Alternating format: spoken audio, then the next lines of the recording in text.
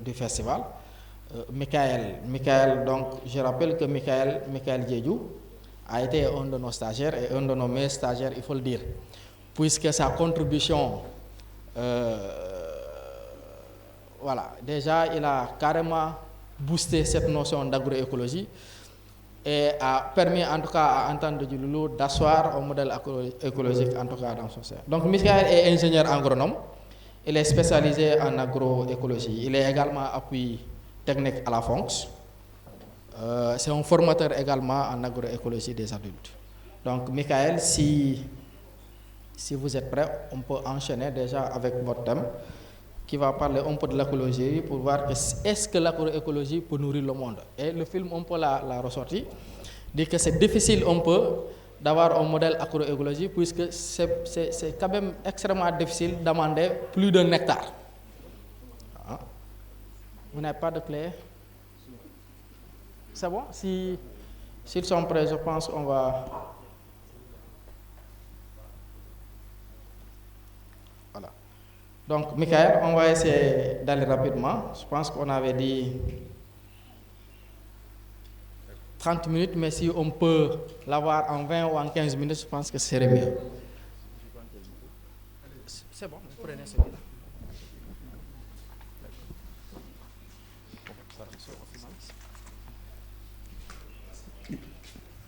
Lissafoun.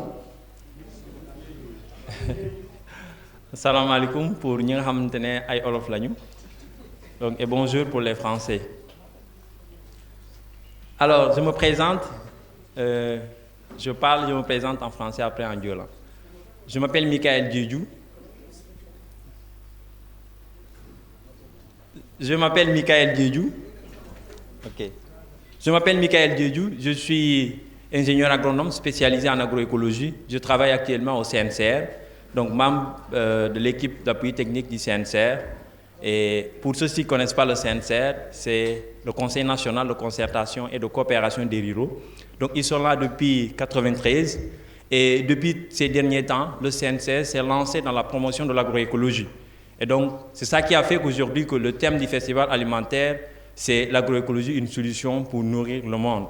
Et sur ce panel que nous allons élaborer tout à l'heure, ça va parler de l'agroécologie.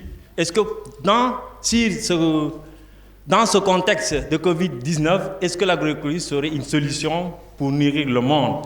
Alors, je vais juste faire une petite présentation pour parler en réalité, c'est quoi l'agroécologie?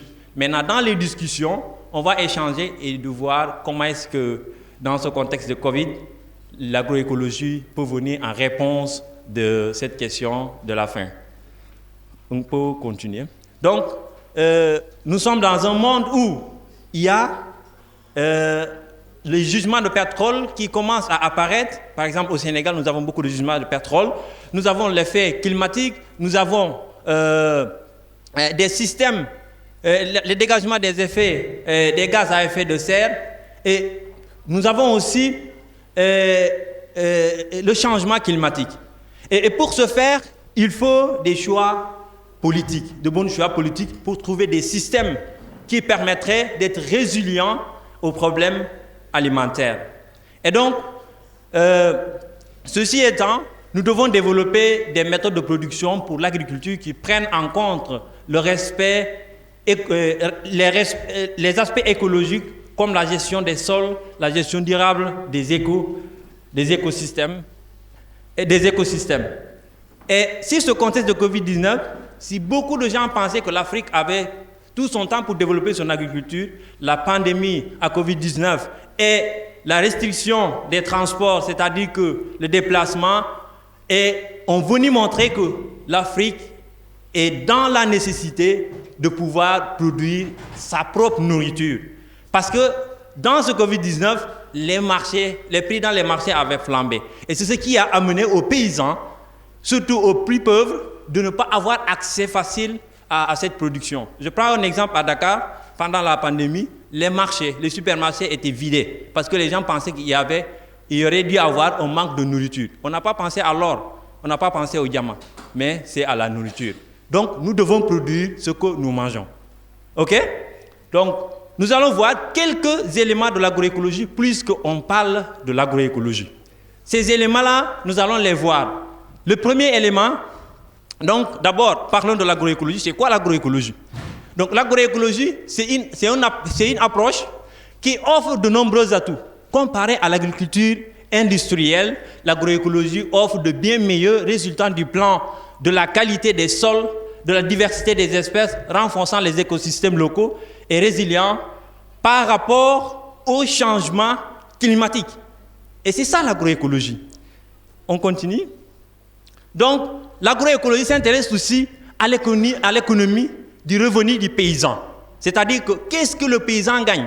Quand le président Sissoko parlait, il parlait et évoquait certains aspects qui relatent le revenu du paysan. Qu'est-ce que le paysan gagne quand il cultive? Je ne sais pas si vous me comprenez. Ou bien si je vais vite, dites-moi que vous allez trop vite. Alors, qu'est-ce que le paysan gagne? L'autre aspect de l'agroécologie, c'est le social. C'est le social. Alors, si vous avez des éleveurs, si vous avez des agriculteurs, si vous avez des pêcheurs, tous ces gens-là, est-ce qu'il ne doit pas y avoir une concertation sociale pour qu'on ait une vie meilleure, pour que l'on puisse produire dans le même milieu? Donc, ça demande une concertation sociale. L'autre chose, c'est l'environnement. L'aspect environnement. L'aspect environnemental est très important parce que nous vivons dans l'environnement. Et quand on parle de l'environnement, ce n'est pas seulement ce qui est aérien, mais aussi nous avons l'environnement du sol. Le sol a aussi un écosystème qui est aussi complexe que nous, parce que nous avons les prédateurs, nous avons les ingénieurs du sol, comme par exemple les vers de terre, et nous avons aussi ceux qui nous aident, qui nous soutiennent. Alors le sol, je reviens par exemple dans le contexte Diola, quand tu chauffes de l'eau avant, tu veux le verser sur terre, ton parent te dit ne le fais pas parce qu'il y a des gens qui habitent en bas. Vrai ou faux? Vrai ou faux? Malegen matili mamen. Usupen jamal jo musup. Donu le modetam ampay panani ukat. Parce que badje bukan kakine d'etat may. Bukana muko coloquer mon état may. Ce sont ces personnes-là qui permettent que ces insectes-là qui permettent que quand ils plantent une plante, ça ait de quoi pouvoir se nourrir. Est-ce que vous comprenez? Je comprends très bien Diola. J'ai grandi ici. On peut continuer. Alors, ces éléments de l'agroécologie, nous avons par exemple la diversité. Premier élément. La diversité, c'est de diversifier les cultures. C'est-à-dire que de mettre en place beaucoup d'espèces qui permettraient de pallier la production et qui soutiendraient en fait la construction d'un environnement. Un environnement qui permet à ce qu'il y ait une diversité de production. Si un seul espace, par exemple, si j'ai un hectare, je peux produire des mangues, je peux y mettre, par exemple, des citronniers et des arbustes. C'est-à-dire que plusieurs espèces qui permettent de diversifier mes revenus. Donc ça, c'est le premier élément.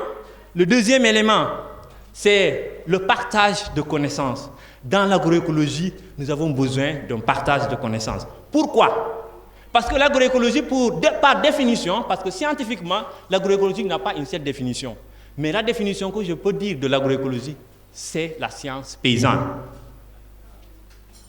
La science paysanne, c'est-à-dire l'agroécologie part des connaissances de base des paysans pour les rénover. C'est-à-dire que pour les rendre beaucoup plus efficients.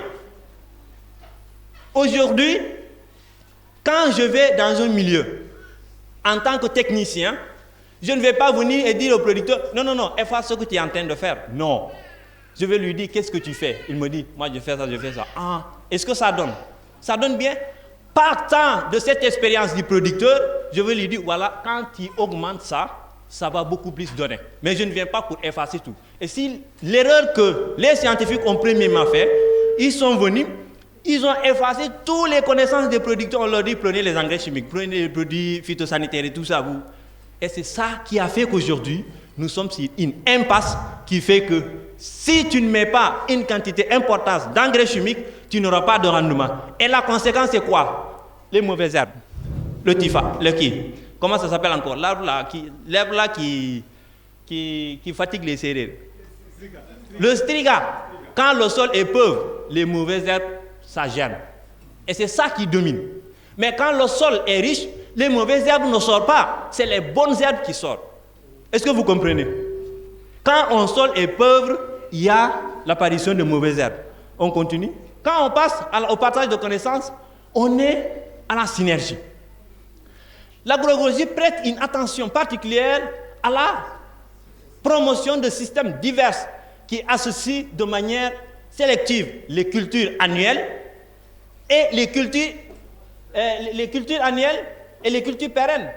Les animaux d'élevage, les animaux aquatiques, ça c'est ce que l'agroécologie prône. Donc il faut une synergie.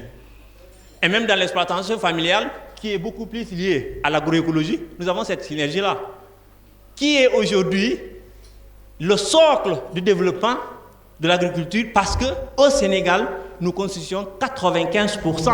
Nous occupons 95% des terres des exploitations familiales. Alors les industries occupent que 5% des terres et ils n'emploient que 1% de la population. Alors le reste, les 99% sont dans l'exploitation familiale. Alors cette exploitation familiale-là a besoin d'être soutenue. A besoin d'être soutenue selon les bases de l'agroécologie en appliquant ces techniques de production. On continue. Donc, l'autre aspect, c'est l'efficience. L'efficience, c'est la définition, et là, vous aurez le temps de lire. C'est un système qui améliore l'utilisation des ressources naturelles. Alors aujourd'hui, dans l'agroécologie, par exemple, on prône pour l'utilisation de l'énergie, par exemple, solaire. L'énergie solaire qui n'est pas émetteur de gaz à effet de serre. C'est ça ce que prône l'agroécologie. L'agroécologie ne vient pas pour te dire « efface ce que tu es en train de faire ». Moi, je suis en train de faire ceci. Il te dit « non, non ». Il te dit « fais attention ». Ce que tu es en train de faire, fais attention. Parce que si tu ne fais pas attention, demain, ça va se retourner contre toi. Est-ce qu'on se comprend? Est-ce que vous comprenez? Alors, c'est-à-dire utiliser des systèmes résilients qui permettent de pouvoir atténuer l'effet climatique, mais aussi de pouvoir promouvoir la durabilité. C'est ça l'agroécologie. Alors l'autre aspect, c'est le recyclage. Le gaspillage, c'est l'activité humaine. C'est l'homme qui gaspille. Je prends un petit exemple. Aujourd'hui, nous parlons de l'immigration. Je ne peux pas parler jusqu'à terminer sans évoquer ce point. Et c'est là où je viendrai pour parler de ce point-là. L'immigration est causée par quoi? Parce que dans les familles, la production ne donne pas bien, les jeunes migrent vers les zones côtières, qui sont les zones de Mbour, les zones de Saint-Louis et tout ça. Et qu'est-ce qui se passe là-bas? Il y a des bateaux de pêche qui viennent pour ramasser les poissons côtières. Alors ces jeunes-là, ne trouvant pas du poisson et ne trouvant pas ce qu'ils vont vendre, qu'est-ce qu'ils font? Ils prennent la pirogue et ils s'en vont. On ne plonge pas sur le sujet en tant que tel. Mais où est-ce que le sujet a commencé? C'est parce qu'il n'y avait pas une bonne production. Alors les producteurs migrent vers les zones là.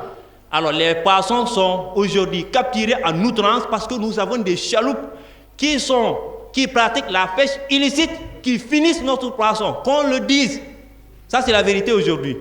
Il n'y a pas de poisson aujourd'hui comme avant au niveau de nos zones côtières. Allez à Kafountine et demandez. Et c'est ça qui a fait que les jeunes commencent à migrer parce qu'eux, ils maîtrisent l'océan. Ils disent que voilà, nous, on peut prendre l'océan et aller en Europe à la quête d'une vie meilleure. Est-ce que c'est une vie meilleure? Point d'interrogation, je ne connais pas l'Europe. Mais je sais qu'il y a des gens qui souffrent là-bas. Alors que s'il avait une petite exploitation ici de 1 hectare, il met des agrimes, mais il s'en sort bien. Donc nous devons soutenir ces dynamiques sur les bases de l'agroécologie, sur les bases des principes. Donc, par exemple, le recyclage de matières organiques, par exemple, le compost est un bel exemple de recyclage de matières organiques. Ce n'est pas que le compost. Il y en a d'autres et d'autres. La nature ne gaspille pas. Quand la plante fait tomber ses feuilles, ces feuilles-là, c'est pour encore nourrir cette plante-là. C'est comme ça que ça se passe. Ce n'est pas pour jeter. Hein. Quand les feuilles tombent d'en haut et en bas du sol, il y a je vous ai parlé des micro-organismes. Je n'entre pas en profondeur parce que ce sont des termes trop scientifiques. Mais il y a cette synergie-là de ces micro-organismes qui permet à la plante d'avoir la nourriture qu'elle a besoin. Et c'est ça le système agroécologique, c'est ça que l'agroécologie prône. Ce n'est pas le gaspillage. Mais il faut faire attention, être résilient. C'est-à-dire qu'aujourd'hui, nous sommes dans un monde où on est confronté à un changement climatique. Mais comment pallier avec ce changement climatique-là à la production? Effectivement, c'est l'agroécologie qui nous permet de pouvoir y arriver. Alors, un point important, culture et tradition. L'autre, c'est alimentaire. C'est pas bien clair. Culture et tradition alimentaire, on l'a évoqué. Alors, s'il pouvait aller à la photo, descends en bas. Pourquoi j'ai mis le riz? Nous sommes en Casamance. Je vous dis, en Casamance, le riz constitue 3 éléments. 3. Le premier élément, c'est quoi? Le riz est culturel. Si aujourd'hui, je soutiens une thèse, ma maman amène du riz et il me met ici. Et il me met ici. Par exemple, Balaguer, quand il est parti à Djembérin, on lui a mis du riz, non? Ça, c'est la culture. Alors, avant qu'on commence à cultiver, les vieux vont dans les bois sacrés et ils amènent du riz pilé, le riz blanc. Moi, j'ai assisté à ça au village. Ça, c'est quoi? Quand quelqu'un meurt ici, on amène quoi? Du riz. On dit que quand il va partir, il amène le riz. Ça, c'est quoi? Ça, c'est le culte. Ça, c'est culturel. Donc, j'ai cité 2 éléments. Élément culturel, élément culturel. La troisième et dernier élément, c'est l'élément économique qui est fondamental. On dit Assanum Mandiola. Assanum, c'est celui qui a du riz. Ce n'est pas aujourd'hui. Assanum Anabadje Emano. Vrai ou faux? Et c'est ça. Si on vous dit aujourd'hui, le coton, qu'est-ce que le coton peut vous amener? C'est pour vendre? Est-ce que l'argent est assez suffisant pour nourrir quelqu'un qui a l'habitude de manger du riz le matin, à midi et le soir? Est-ce qu'il peut arriver à satisfaire les besoins alimentaires, par exemple d'un Diola ou d'un Sérère qui mange le matin le tiéré, à midi le tiéré et le soir le tiéré? Il faut qu'on ait des systèmes de production qui sont adaptés à notre culture. Et ces systèmes-là doivent être rénovés, travailler de concert avec la recherche, comme aujourd'hui ce qu'on entend faire avec l'amélioration des semences pour permettre une production beaucoup plus abondante parce que nous avons la restriction des pluies. Et donc, il faut avoir des semences de cycle court qui permettent, par exemple, de produire, au lieu de produire qu'au niveau des bas-fonds, mais on produit au niveau des nappes. Ça, c'est avec la recherche. Mais en restant sur ce que nous connaissons, parce que nous, c'est le riz. Qui ne mange pas du riz ici? Qui est allergique au riz? Levez vos mains. Personne. Ailleurs, il y a des gens qui ne mangent pas du riz. Sinon, ils ne mangent pas. Mais à Diola, ce n'est pas possible.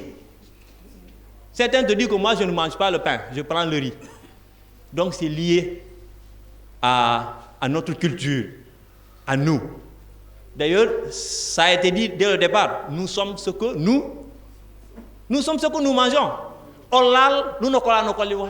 C'est-à-dire que si aujourd'hui on vient chez moi, on va trouver forcément un bol de riz. Forcé.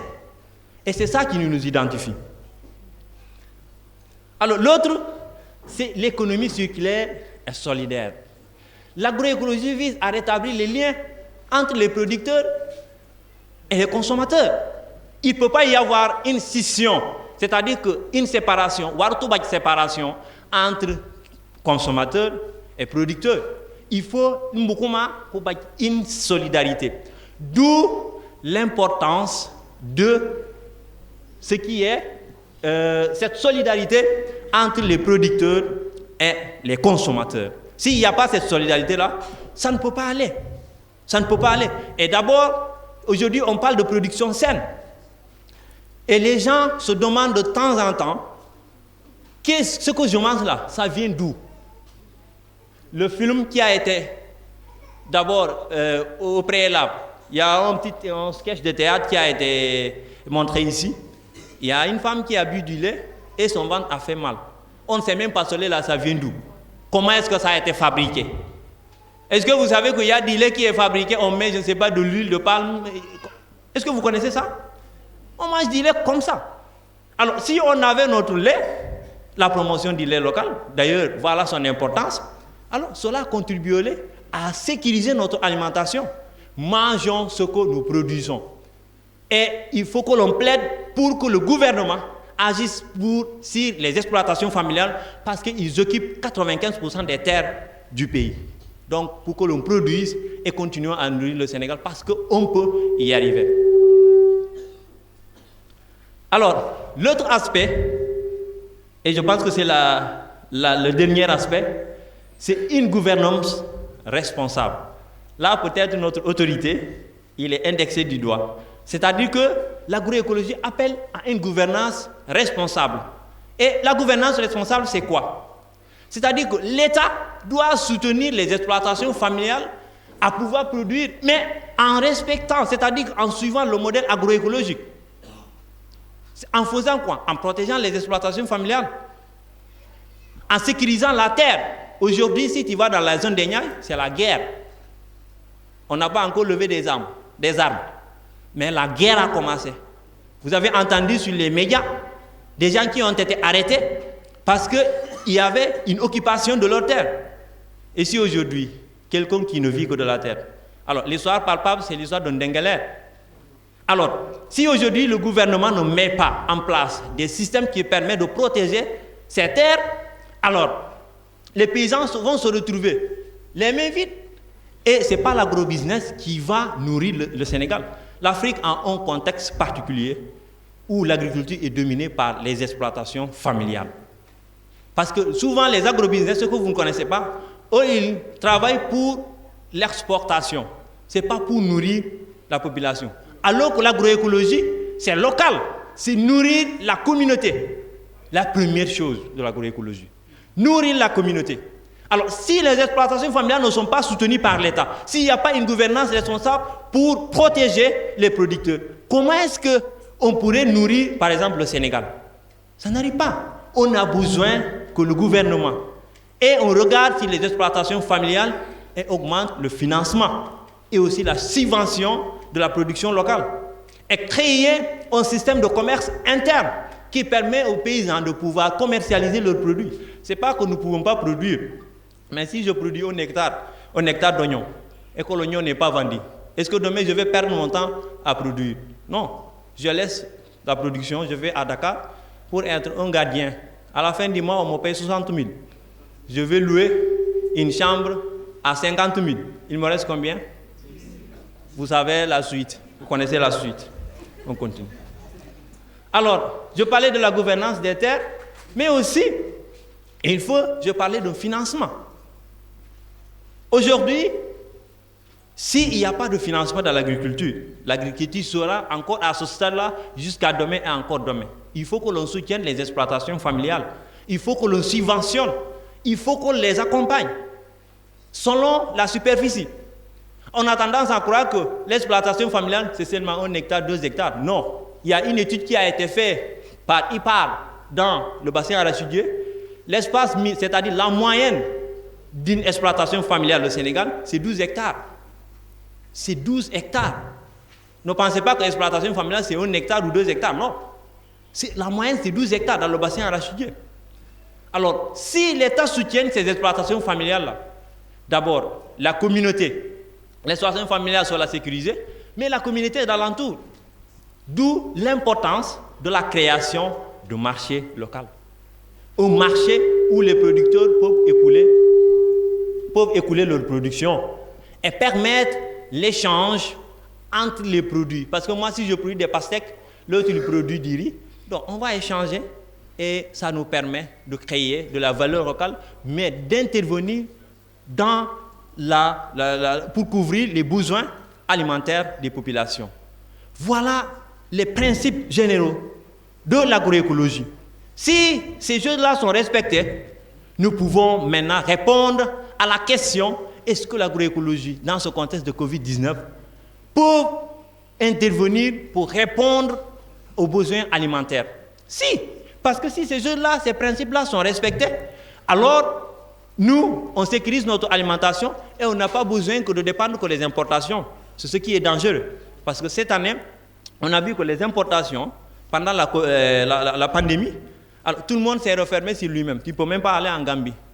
Les frères qui sont en Gambie, vous ne pouvez même pas vous voir. Parce qu'il y a des familles sénégalaises ici. dont les parents aussi sont en Gambie. Tu ne peux même pas le voir. Alors, chacun s'occupe de lui-même. Mais nous, comment est-ce qu'on va se nourrir alors qu'on dépend de l'importation? Donc, il faut que l'on produise ce que nous mangeons. Il faut que l'on excite la mouvance locale, je pourrais aussi, le gouvernement et toute la communauté à pouvoir promouvoir la production locale pour qu'on ait une souveraineté et une sécurité alimentaire. Je vous remercie de votre attention.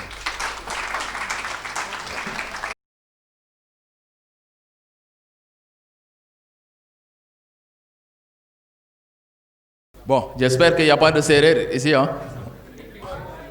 Il n'y a pas de serrure. Bon, maintenant...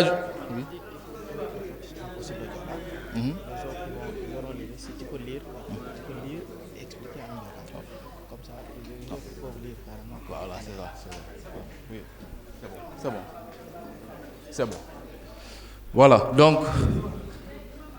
je tiens vraiment à éclaircir un peu une chose.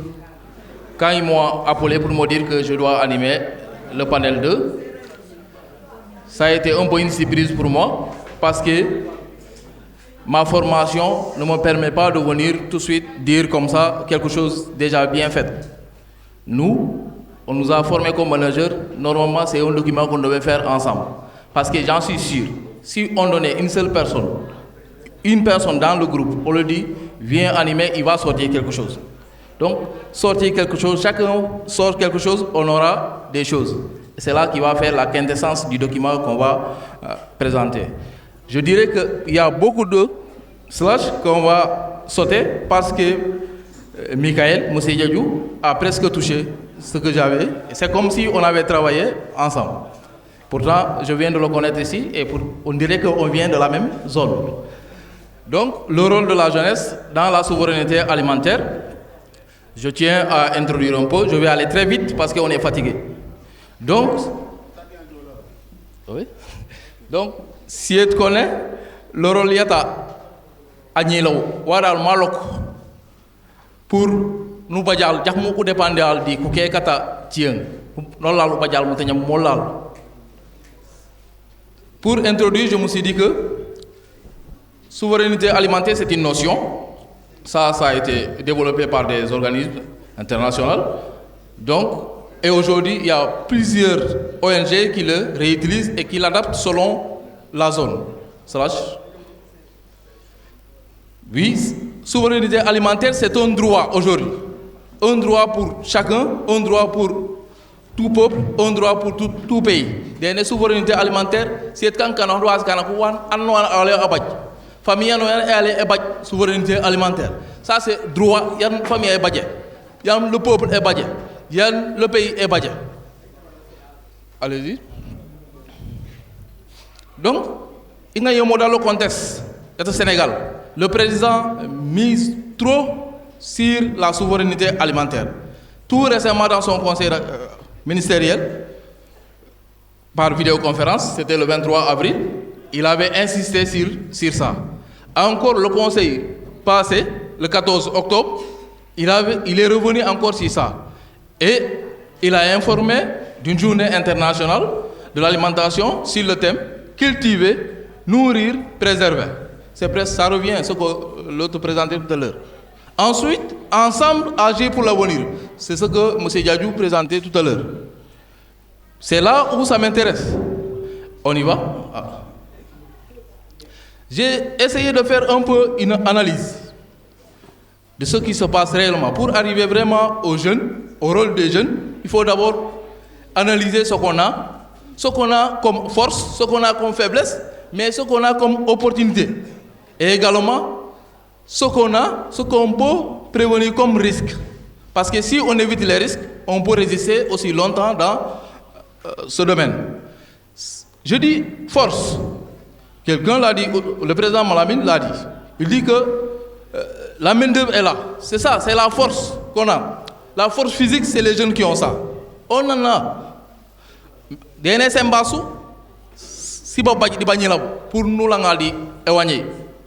Ensuite, il y a tellement de formations en agriculture. Ça, vous pouvez pouvez pas me démentir. Des programmes qui sont venus, ils ont formé tellement de jeunes. DNA, il y a Babaki projet en pagaille sablé dit l'agriculture. Ça sont des forces. Mais le climat, le sol aussi, c'est une force pour nous. Ensuite, on est dans une zone rurale. La zone aussi, parce que l'agriculture, c'est dans une zone rurale que tu peux faire ça. J'ai dit, on a une bonne pluviométrie. Maintenant, on a des faiblesses. Les faiblesses, c'est quoi? On a toujours des anciens pratiques. Ça, on ne peut pas refuser ça. Ça, c'est, en quelque sorte, on peut citer ça comme faiblesse. Dernier de l'ongale, zone yake elonge di bawanyera bata si tubaolol. C'est une faiblesse. Une partie de la population toujours conservatrice. Ça peut ne pas être le cas ici, mais les changements, le faible niveau de connaissance des changements climatiques. C'est ce que Djadjou a expliqué tout à l'heure. Ensuite, le manque de structuration. On n'est pas structuré du tout. On n'est pas structuré. Nous, le Diola, c'est solo. Je travaille en homme. On n'est pas structuré du tout. C'est pour cela qu'on ne peut pas avoir de l'aide. Les jeunes ne sont pas structurés. Les jeunes vont travailler seuls pour gagner tout de suite et c'est une faiblesse. J'ai dit le manque d'accompagnement de l'État, comme les autres l'ont dit, Malamine l'a dit, monsieur le Président. Donc, ensuite, j'ai dit la position de l'agriculture dans la société. Quelqu'un a parlé tout à l'heure de l'immigration ou autre. Je dis que tout le monde est fautif. Moi, je veux dire tout le monde est fautif. Les enfants, les jeunes sont partis aujourd'hui. L'État est fautif. Les parents sont fautifs. Et même les jeunes sont fautifs. Pourquoi j'ai dit ça? Nous, l'agriculteur, celui qui revient ici, il se dit que moi je suis agriculteur. Il prend son pantalon, il va aux rizières. Celui qui a le service Wari ici est mieux considéré dans la société que celui qui va dans les rizières. Et tu vas cultiver, tu reviens, tu n'as rien, tu gagnes rien, tu es obligé de changer d'activité. D'où c'est ça, parce que quand nous avons l'agriculture, dans la zone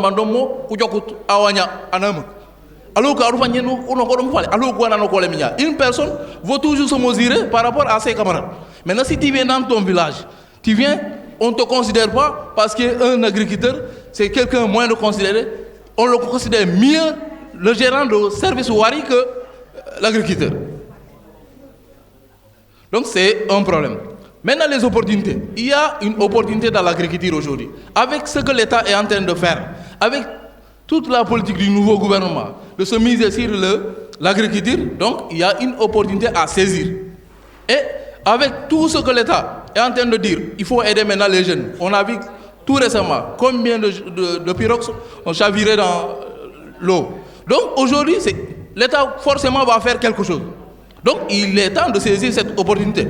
Il faut lire l'actualité pour dire on peut se lancer maintenant dans l'agriculture. Je dis la mise en place de programmes nationaux agricoles. Il y en a, PNAR est là et autres, Proval est là.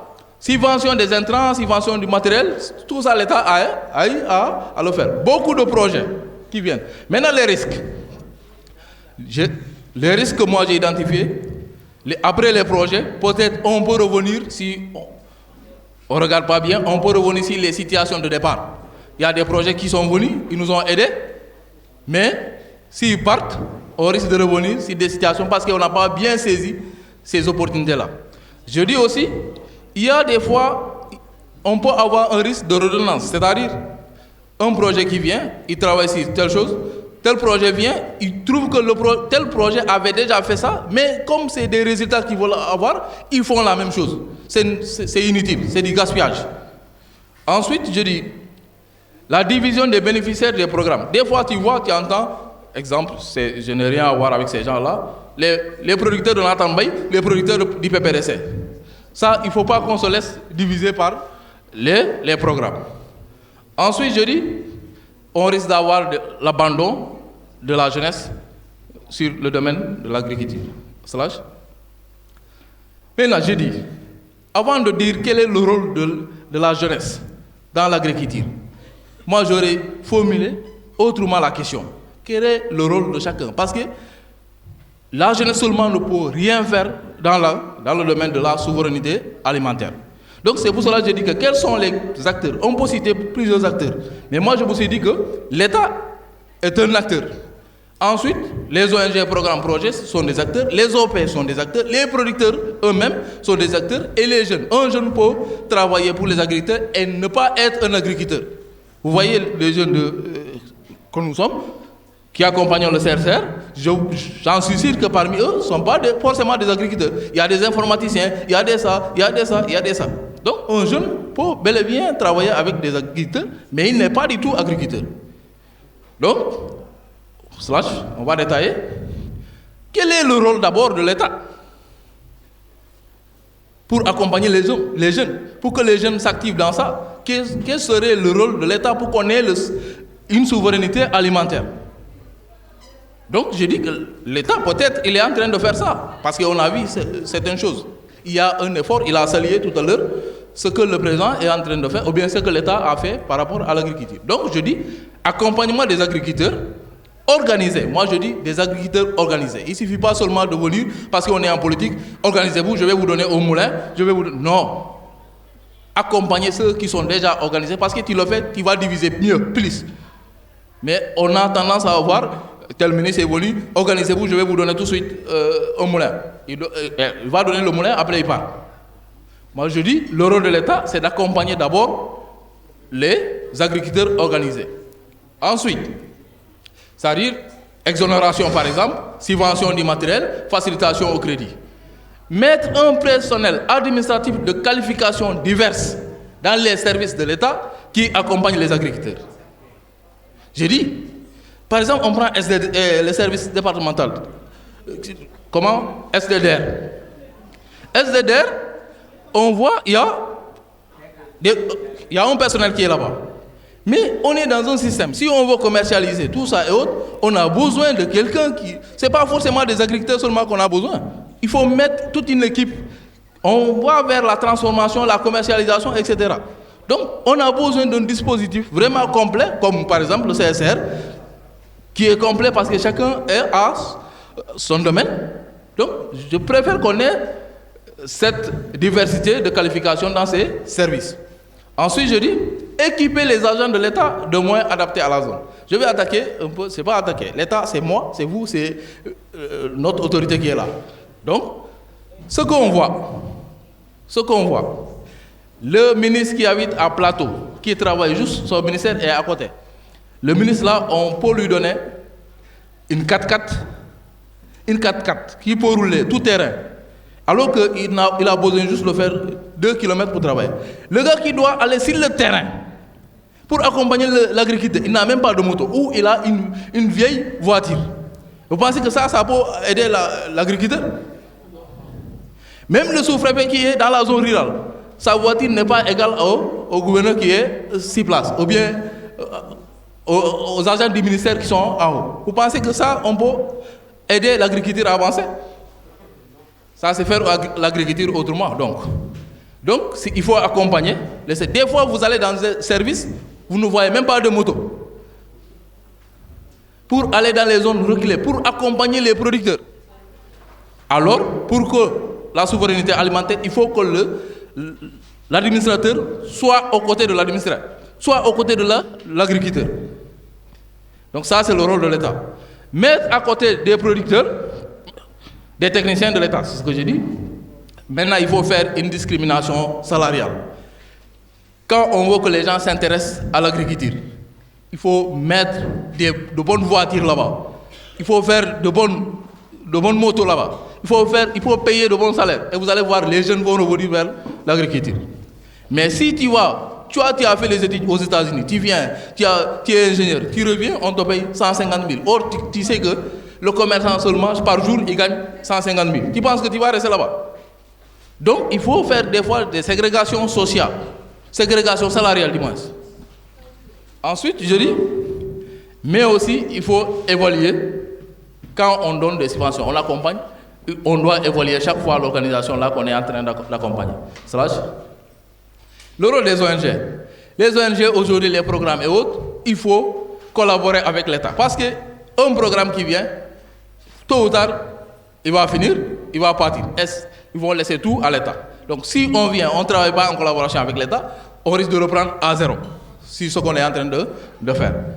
Donc, privilégier le faire. C'est-à-dire qu'on ne fait pas à la place de l'autre. On l'apprend à faire. Quand il n'est pas là, il va continuer à faire. Ensuite, harmoniser les interventions. Et aussi éviter certaines tricheries. Je travaille depuis 2012 dans ces choses-là. J'ai vu certains programmes, quand ils viennent, il suffit seulement qu'on les donne les données. On prend les données, ils veulent que tu les donnes les données du PPRC, ils vont utiliser ça autrement, ou bien tu les donnes telles données, ils vont utiliser ça. C'est de la tricherie. Ça ne peut pas marcher. Allez-y. Maintenant, le rôle des OP. Les OP que nous sommes. Entente Djoulou, c'est une OP, organisation paysanne. C'est d'abord assurer, il faut penser à la relève. Si vous voulez que l'agriculture soit qui, il faut penser à la relève. Vous ne serez pas là éternellement. Donc, et qui pense relève, pense quoi? À la jeunesse. Donc, accepter les jeunes et leur pousser dans les organisations. Un jeune qui vient, il a sa fougue, il a appris quelque chose, il a envie de montrer ce qu'il a appris et il doit parler. Donc là, accepter des fois ce que le jeune là va apporter. Parce qu'il connaît quelque chose. Il n'y a pas quelqu'un qui connaît plus que tout le monde ici. Ou bien mieux que tout le monde. Tu connais juste quelque chose que tu as eu la chance de connaître. L'autre a connu quelque chose. L'autre a connu. Ensemble, on connaît maintenant quelque chose. Mais toi seul, tu ne peux pas connaître tous les domaines. Impossible. Et aujourd'hui, quelqu'un, Bassirou, qui a fait la formation en banque, finance, en 2020, en 2021, quelqu'un fait la même formation, ou bien en 2022, ça ne sera pas la même formation identiquement. Impossible. Il y aura un changement. Donc quelqu'un là pour apporter quelque chose. Donc je dis, il faut respecter les règlements et statuts, voire les réactualiser chaque fois. Faire une discrimination aussi salariale. Quelqu'un qui a accepté de venir accompagner une structure d'organisation paysanne, pensez à celui-là. Il a pensé à autre chose. C'est pour cela qu'il est venu. Maintenant, quand il y a quelque chose, pensez à le rémunérer. Pensez à lui faire... En le faisant, vous êtes en train de faire une pipe pour vous. Donnez une voiture à quelqu'un qui vous accompagne. Vous écrivez en tant que Djoulou. Il circule partout. Les jeunes vous le voient avec la voiture. Les jeunes vont commencer à s'intéresser à cette chose-là. Ça, c'est le marketing indirectement. Ensuite, faire une discrimination, c'est ce que je dis. Maintenant, quel est le rôle de la jeunesse? Je l'ai résumé en 3 points. La jeunesse doit conjuguer 3 verbes. Savoir, pouvoir, vouloir. S'il n'y a pas ça, ça ne marcherait jamais. Jamais. Je dis. Pourquoi savoir? On va détailler. Allez-y, slash. Donc, la jeunesse doit savoir et multiplier toujours des formations. Allez-y, slash. Vas-y. Donc, le savoir, qu'est-ce qu'il aura là-bas? Agni la waranda baj. Pana baj kajanga, bon ko jangalo na ili. Ay limo. Pana li ken kabu. Pana kinten kuna hanabu. Pana kinten ko anyabu. Agni pana sensé. Donc, le jeune va apprendre. Il va apprendre aussi d'autres personnes. Il va informer. Il va sensibiliser. Donc, la première des choses, il faut que les jeunes collèguent. C'est-à-dire, on a un problème. Si on est en Casamance, on vous dit, tout le monde est cultivateur. En Casamance, tout le monde est cultivateur.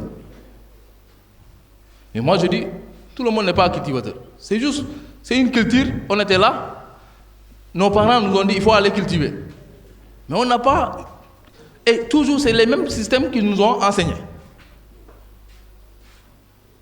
Donc, aujourd'hui, il y a c'est à cause de ça qu'on n'arrive pas à distinguer carrément le producteur professionnel et le producteur qu'on a toujours appelé dans les villages producteur ou cultivateur. C'est le mot qui est plus cultivateur, moagna. Donc, le pouvoir, il faut qu'il y ait des moyens. L'État est en train de faire.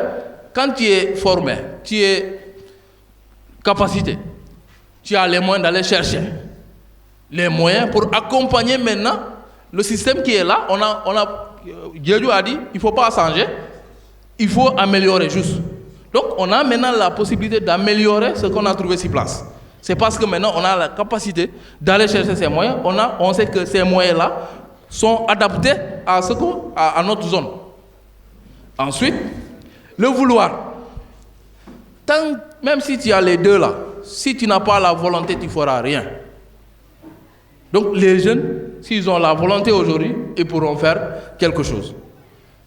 Et pour moi, la solution, il faut que les jeunes s'organisent. C'est surtout l'organisation. Et l'organisation, allez-y, slash.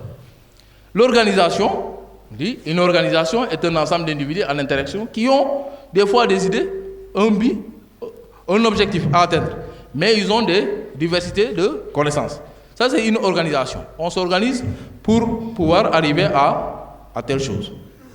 Donc, pour moi, je pense qu'aujourd'hui, les jeunes doivent s'organiser, c'est-à-dire aider les structures familiales, les structures, les OP, à s'organiser ou bien à mieux s'organiser. Parce que les statuts d'hier, par rapport au contexte d'hier, ce ne sont pas les mêmes statuts d'aujourd'hui par rapport au contexte d'aujourd'hui. Il faut changer au fur et à mesure que nous avançons. Donc, je dirais, maintenant, j'ai dit organisation.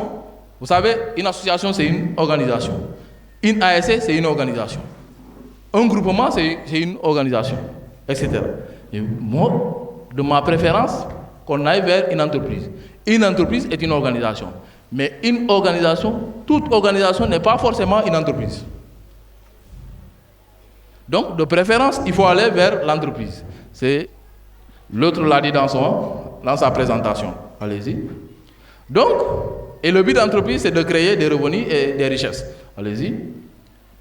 Maintenant, pour conclure, qu'est-ce que je vous ai dit? Si on s'organise en entreprise, je dis, pour une souveraineté alimentaire, le jeune doit être placé au cœur du processus. C'est un processus pour arriver vraiment à la souveraineté. On ne saute pas d'un seul coup pour dire qu'on est souverain alimentairement. Ce n'est pas possible. C'est un processus et le jeune doit être au cœur. Si le jeune n'est pas au cœur, on va arriver en 2025, 2026, il n'y aura pas de relève, on revient au point de départ. Et pour y arriver, le jeune doit travailler avec une organisation. Et c'est pour cela que je dis que de préférence, une entreprise. Parce que là, dans l'entreprise, il y a déjà des principes, il y a déjà tout qui préserve déjà l'avenir de ce jeune-là. Ou l'avenir de l'entreprise. Mais une association, aujourd'hui, tu n'es pas là, ça tombe tout. Tu peux quitter quand tu veux, etc. Il n'y a pas de... Ou il doit nécessairement collaborer avec les autres acteurs.